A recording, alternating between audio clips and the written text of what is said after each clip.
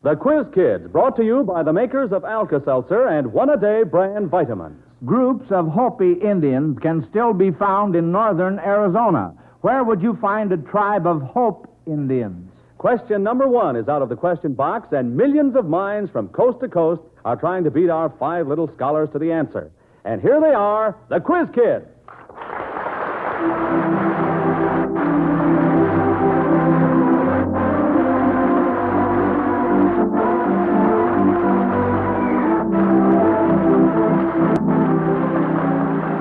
The desks are ready, the students are ready, the questions are ready, and so is the teacher. Here he is, our chief quizzer himself, Joe Kelly.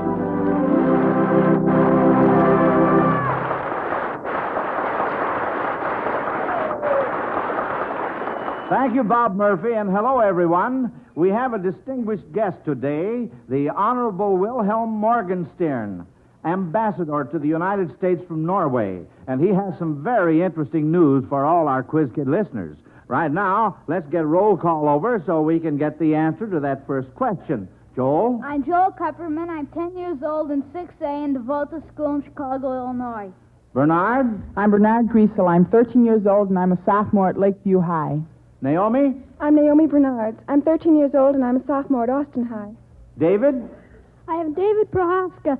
I am 9 years old and in 7th grade at the Burns School, Chicago. And Robert? I'm Robert Burns. I'm 6 years old in the 2nd grade at Jefferson School, Gary, Indiana. Well, good for you. That's talking right up. Yes, let's see. Did you say 7 years old, Robert? Yes.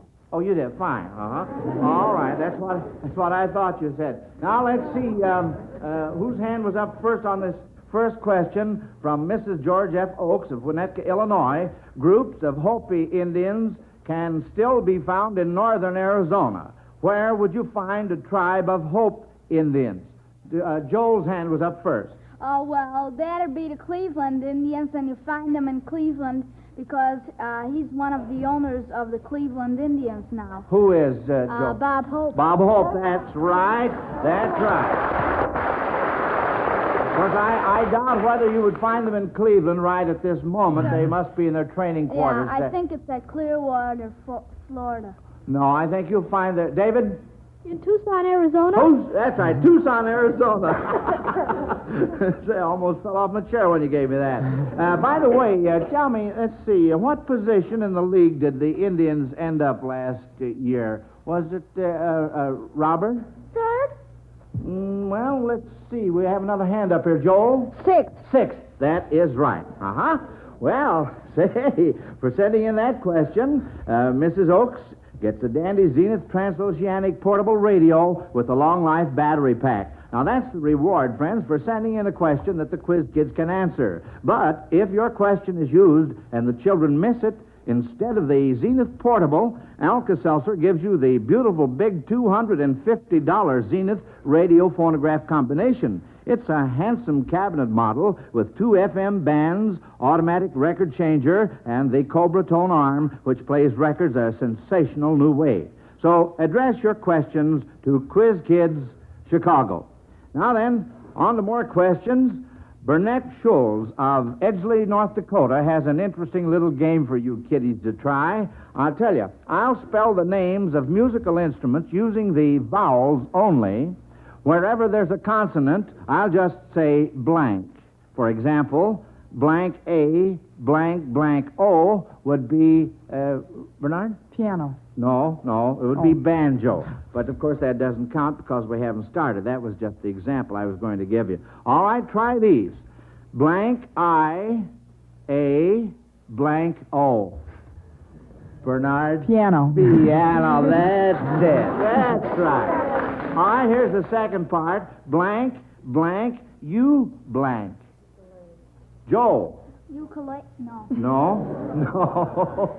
It rather lends itself to ukulele, but that is not the answer. Blank, blank, you blank.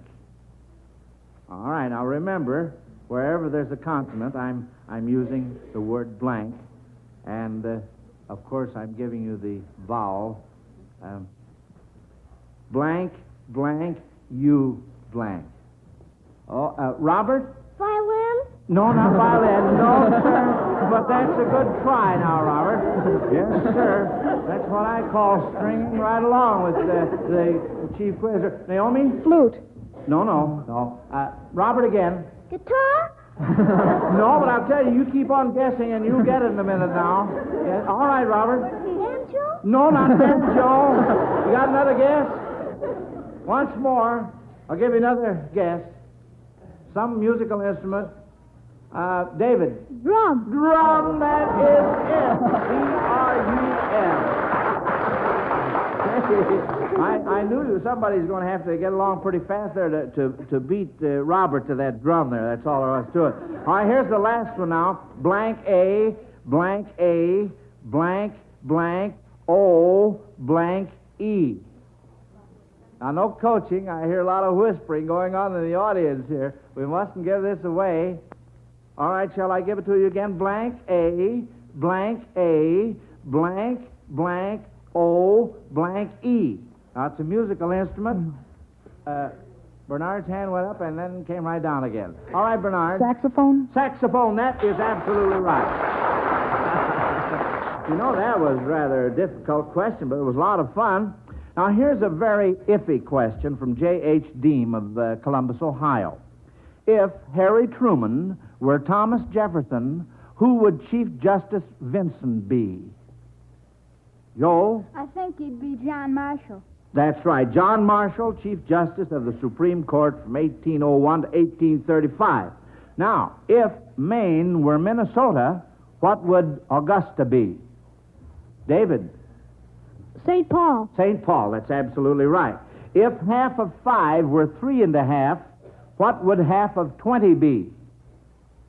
Joel? Well, half of 5 would be 7/10 of 5, so half of 20 would be 14. 14, that's right. Well, say. We're just going right along here and really gobbling up the questions today. This question comes from Mrs. M. Gerhardt of Chicago. Can you kids think of 3 parts of a tree that could be used to describe a person? 3 parts of a tree. Naomi? His bark is worse than his bite. That's a very good one. Oh, he puts me out on a limb. Yes, that's what happens to me quite frequently. I believe he works in the branch library. Branch library. I got it. Yes, sir. That's all right. Bernard? He has a heart of gold. He has a what? Heart of gold. There's Heart of heartwood gold. All right, fine. David? He's always packing his trunk to go someplace. That's the way the quiz kids lately. Now then, quiz kids, take a little time out while we put Bob Murphy and our sound man to work. Listen to it fizz. It doesn't take a quiz kid to recognize that sound effect. You folks at home know it's the sound of Alka-Seltzer merrily fizzing away in a glass of water. It's the sound of comfort, quick comfort, when you need relief from a pesky headache or from occasional acid indigestion, or when your muscles are aching after a tough day's work. Yes, Alka-Seltzer offers you comfort, quick comfort. And listen, that fizzing you heard is the very reason Alka-Seltzer's relief is so fast. Because of Alka-Seltzer's effervescence, it gets to the pain zone faster and is thus ready to bring you relief faster than similar pain relievers taken in other forms. Make no mistake about it, there is nothing quite like Alka-Seltzer. You can get Alka-Seltzer at all drugstores in either the 30 or 60-cent size. Just remember, it's Alka-Seltzer you want. Now, here we go, back to school. Well, children, this question is from David Mallett of Westerville, Ohio. If you resembled the fat lady in the circus, you could reduce your weight merely by moving to what planets of the solar system? Joel? The moon, where your weight's 1/6 of it. So say if you weigh, say... Well, now, wait a minute, Joel. The moon is not a planet. I said planet. What planets of the solar system? Robert? Star? No, son. Naomi? Well, I don't know if you reduce your weight, but if you go to Venus, they might have some beauty operators, and I think they could take pretty good care of you.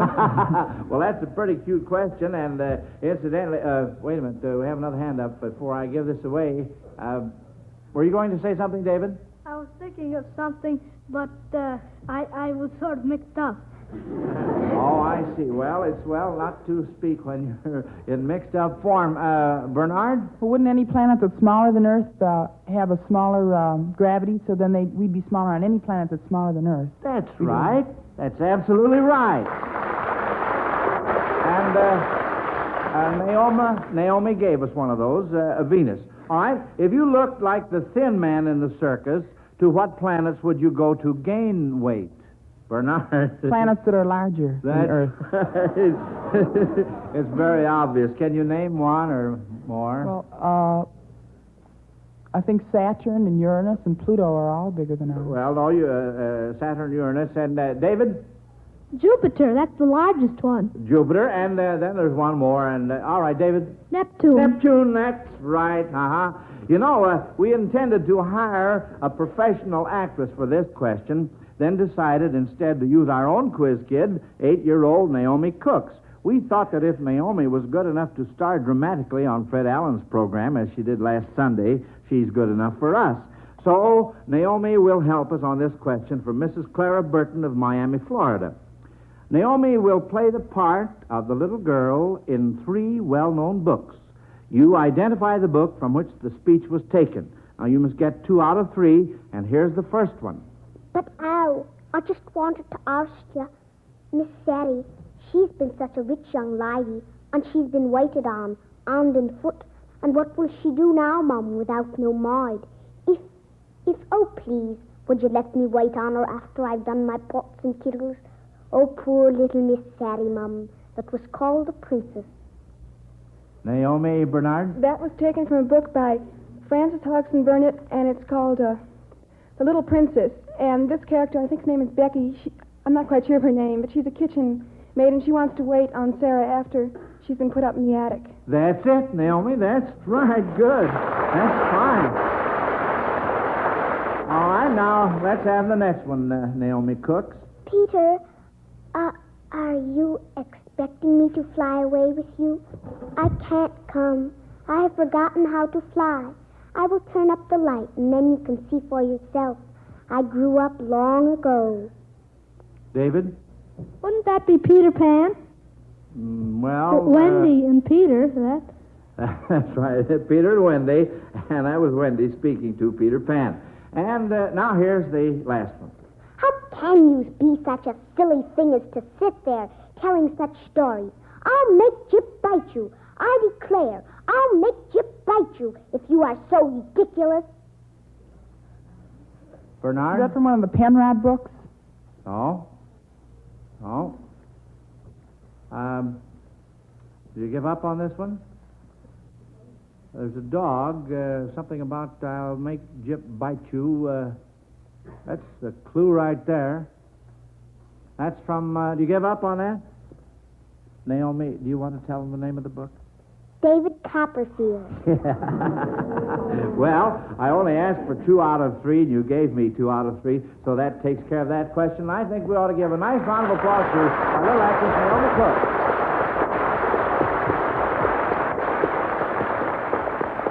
Thank you very much, Naomi Cooks. W.K. McLaughlin of Chicago is trying to size up the approaching baseball season and wants some honest opinions. What team do you think has gained the greatest advantage from changes in managers since last season?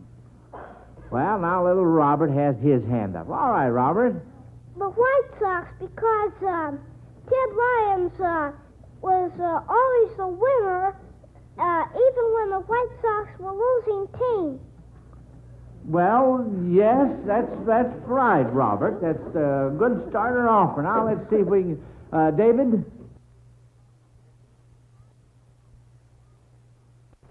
Well, I think the Cardinals, they got Eddie Dyer. While they had, I forget the name of the other manager, they had, I forget his name, but they won a World Series, and then they dropped down and weren't in it. And then they got Dyer in the season, and they got up to win the World Series Well, now, again. wait a minute. When did Dyer become manager of the Cardinals, David? The start of last season, I believe. Well, of course, we're talking in terms of since last season. See, as a matter of fact, Ted Lyons I understand, became manager during last season, during some time. Is that right? One of you kids can probably, Joel? Well, he became manager in last season, so the only change, two changes this year was at Cincinnati, where Johnny Noon's now coaching instead of Bill McKechnie, and Bill McKechnie was a good coach, and I don't know much about Johnny Noon, but at New York, where Johnny Noon was only a temporary coach, and now they got this good manager, Harris.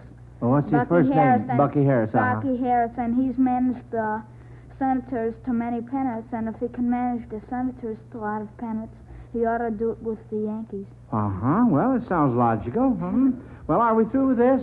All right, we'll go on to other questions. Now, this question here about brothers and sisters in the Bible comes from a brother and sister, Little John and Patsy Rice of Milwaukee, Wisconsin. Get 2 out of 3, kids. Who were the sisters of these brothers? The first one, Lazarus. Bernard? Mary and Martha. That's right. Next one, Absalom. Naomi? Well, Tamar was a sister of Absalom, or half-sister. That's right. And Moses. Joel? Miriam. Miriam, that's correct.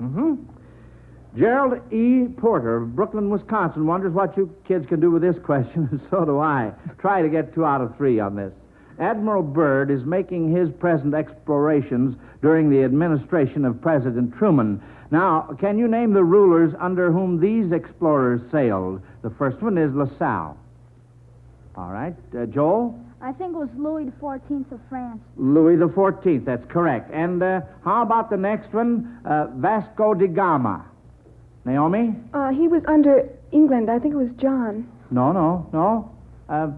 Bernard? Prince Henry the Navigator? No, I'm sorry. Joel? Well, his voyage was starting being fitted out under John, but he sailed under Emmanuel. That's right, King Emmanuel I of Portugal. And how about Robert Edwin Peary when he discovered the North Pole? Joel? Under Teddy Roosevelt. No, I'm sorry. No? Naomi? Well, that was in 1852, I believe. No. Bernard? Is it McKinley? No, and I'm afraid you children are guessing on this. David? Could it be Hoover?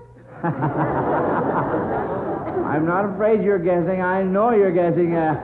Joel? William Howard Taft. That is absolutely right. William Howard Taft. Said Joel very emphatically.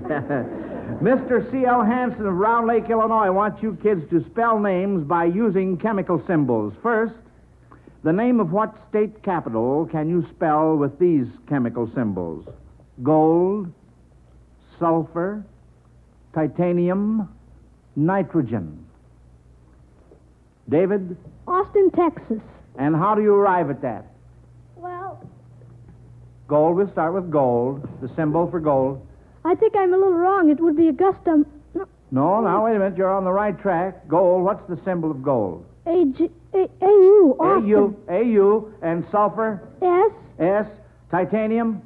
T-I. T-I, nitrogen? N. That spells Austin. You were right. Capital Texas. What state capital would this spell? Sulfur, argon, nitrogen, tantalum, iron. What state capital? David? Santa Fe. Santa Fe. All right, let's see. You get the symbols now. Sulfur? S. S. Argon? A. A. Nitrogen? N. N. Tantalum? T-A. T-A. That's Santa. And iron? F-E. That's right, Santa Fe. Ha ha.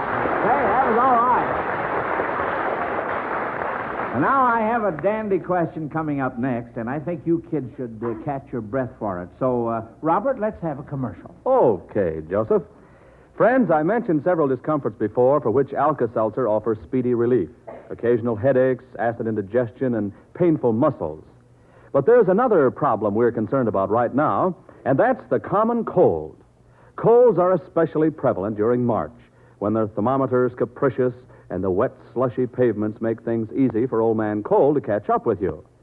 So, with one eye on the calendar, we're going to run through the Alka-Seltzer ABC Cold Comfort Treatment for you. A. Alka-Seltzer. Take it to ease up the headache and ache-all-over feeling. B. Be careful. Get extra rest, watch your diet, and be sure you're warmly dressed. Beware of drafts and overheated rooms. And C. See how quickly an Alka-Seltzer gargle can comfort your throat if the cold has it sore and raspy. Just make a soothing gargle using 2 Alka-Seltzer tablets in a half a glass full of warm water. That's our pleasant, helpful Alka-Seltzer ABC Cold Comfort Treatment. Easy as ABC to follow. As soon as you begin to sneeze, start Alka-Seltzer's ABCs. Now, Bob, let's hear Professor Joe and see what else the Quiz Kids know. Well, kids, this question from D.A. Newman of Chicago, and our studio organist will play parts of 3 compositions. If the composer had written words to these numbers in his native language, what language would he have used? Now listen to the first.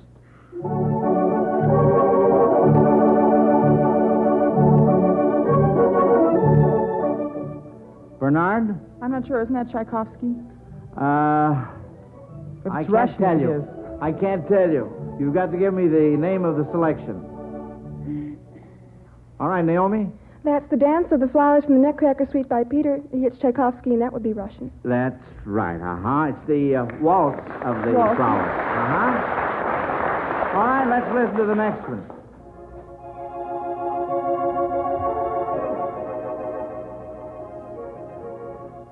Bernard? That's Claire de Lune by Debussy, and that's French. French, And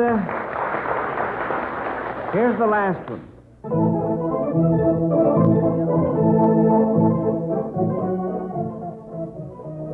Naomi? That's Anita's Dance from the Peer Gynt Suite by Edvard Grieg, and that would be Norwegian. Norwegian, that's right. And Ambassador Morgenstern, the composer Edvard Grieg, is just one of the many of your countrymen of whom the whole world is proud. Mrs. Amelia Bamerlin of Norwood, Ohio, has a little test on transposing letters that everybody can get in on. We start with the word post, P-O-S-T. Now then, kids, see if you can rearrange the letters to make a word meaning a stain. Bernard? Spot. Spot, S-P-O-T. Now, a word meaning the upper parts of anything. Bernard? Tops. Tops, T-O-P-S. Kitchen utensils. Bernard? Pots. Pots, P-O-T-S. Something that most people wish would happen to a filibuster. Bernard? Stop. S-T-O-P, correct. Say, that certainly went quick, didn't it? Now, Mrs. Ada Newman Smith of Tompkinsville, Kentucky, wants us to delve into a little poetry. To whom does the word they refer to in each of the following poetic quotations? They dined on mince and slices of quince, which they ate with a runcible spoon. David? The Owl and the Pussycat. That's right, son. That's correct. Now, they wept like anything to see such quantities of sand. Naomi? That, I believe, is from the Walrus and the Carpenter by Edward Lear. No. You're right in the first part there. The Walrus and the Carpenter. Joel? By Lewis Carroll. It's from Alice in Wonderland. That's right. Very good. Now, let's see what we have here. Oh, say, here's a dandy. Family reunions are popular affairs, and Donald Harrington of Akron, Ohio, thinks that birds might like them, too. So, if a cassowary decided to hold a family reunion, what other birds of the same family might he invite? Bernard? Well, an ostrich and an emu, I believe. Emu, ostrich, And can you think of any others? Is it a Keola or one of those in the family? No. I mean, not a Keola. David? Would he invite a hawk or a kite? No, he wouldn't. No, because they don't belong to his family. We're speaking in terms of the family reunion. Well, there's the rhea and the kiwi bird. And, of course, it used to be the moa, but the moa is now extinct. Of course, he would like to be there, I presume, for the reunion, but he would have to send his regrets. Oh, dear. Well, you all heard the bell, and that means question time is over. So, Quiz Kids, take a bow for a very lively school session.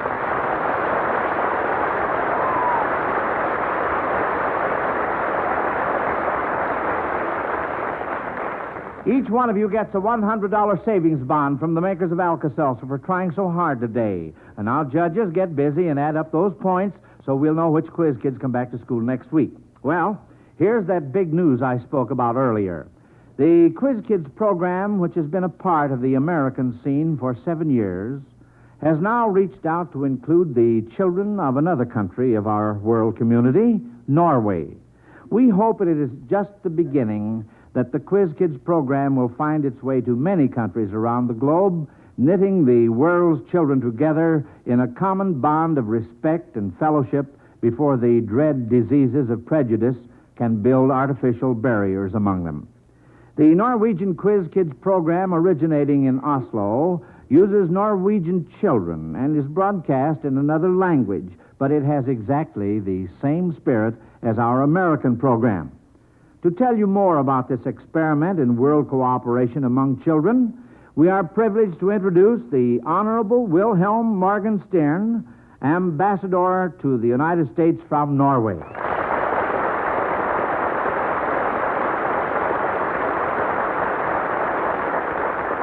It's a pleasure to have you on our program, Mr. Ambassador. Thank you, Mr. Kelly, and everybody, and greetings to the American Quiz Kids. It may be a little hard for Americans to realize what the Quiz Kids program in Norway means. The studios from which the broadcasts are made were occupied not long ago by the Nazis and were utilized to broadcast the propaganda of hate and conquest. You remember, that was a time when free Norwegians were brothers in arms with the American people. Now, 5 eager young Norwegian children sit at those same microphones, answering questions, just as you American children did today. A 10-year-old boy, Ivar Nestås, has become as well known in Norway as Joel Kupperman is in the United States. The response to the program was immediate, and in behalf of our Norwegian broadcasting system, I wish to express our appreciation to the Quiz Kids management for suggesting the program and for its great help in getting us started. Plans now are being discussed between the two programs to effect an exchange of children, and it is hoped that next summer a Norwegian Quiz Kid can appear on this American program, while one of your youngsters, Mr. Kelly, visits our country. It's a fine thing for world democracy in keeping with the spirit of the United Nations. Perhaps the Quiz Kids can help bring the world's children together in tolerance and understanding, and thus cement friendly and open relations between the nations of our world. On behalf of Norway, I'm happy to salute the children of our great sister democracy. Thank you, Ambassador Morgenstern. An International Quiz Kids program is a great adventure in better world citizenship, and we are happy to have this opportunity of trying it. Now then, I know that everyone, especially the Quiz Kids, is anxious to know how today's report cards came out. The judges say that as an entire class, we missed no questions. David, Joel, and Bernard all tied for first. Completing the board next week will be Pat and Mike.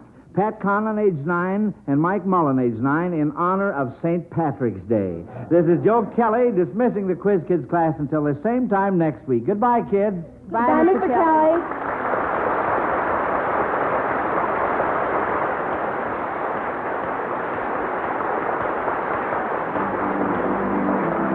Listen to the Quiz Kids every Sunday, and don't miss the Saturday Night Roundup starring Roy Rogers over most of these NBC stations. Now, if you'd save yourself some trouble, buy Alka-Seltzer by the double. An extra package on the side keeps a household well supplied. This is Bob Murphy speaking. This is NBC, the national broadcasting company.